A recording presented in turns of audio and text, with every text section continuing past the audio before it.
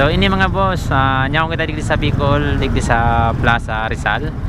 So ikaw kay gidi na hiling na sarong kakaanon, litchi plan. So ayan. Kalain mo yan, na-meet ko to, taga-Karamuan din pala tong magtitinda rito. So susubukan natin to mga boss. Mga Ruiz yan po yan, Ruiz. 10 seconds later. Hindi po nito aga, tapos paghapon, ligdi na ka mo. Ano man kayo, napiprosin ano? Ano, nakalag yan sa ref mo na? Hindi, na po. Dawa day mi na po ilag. Tama yellow man po siya. Pero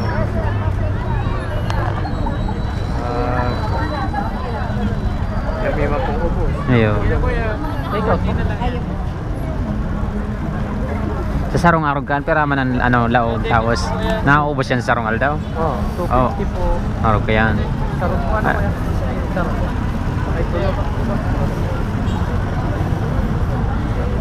Mas magyan kayo nito, saradit sana. So, karang retail, ano, kaysa yung tumabakal ka itong darakula, baga, maanoon sa laagan, hassle. Asil yung pagdadara. Magayon na yung idea na ining nakuha mo, ano. Idea po. So, Titap. So, gano'n naman nga ng sarong arog kayo?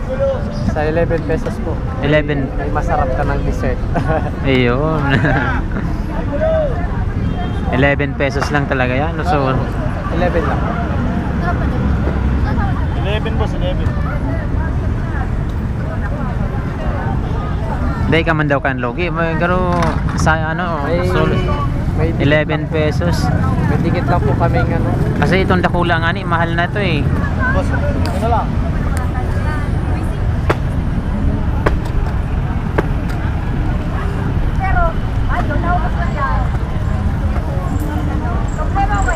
So, igdi na ka mo mga boss sa plaza. Igwa igdi masiram na dessert. So, napakamura lang, 11 pesos lang. Pwede ka dito makadoble, makalimang piraso ka sa sobrang sarap mga boss. So, kitang-kita naman natin. So, tinatangkilik dito sa Naga itong dessert na to, litchi plant. Ang paborito ng mga taga Bicol.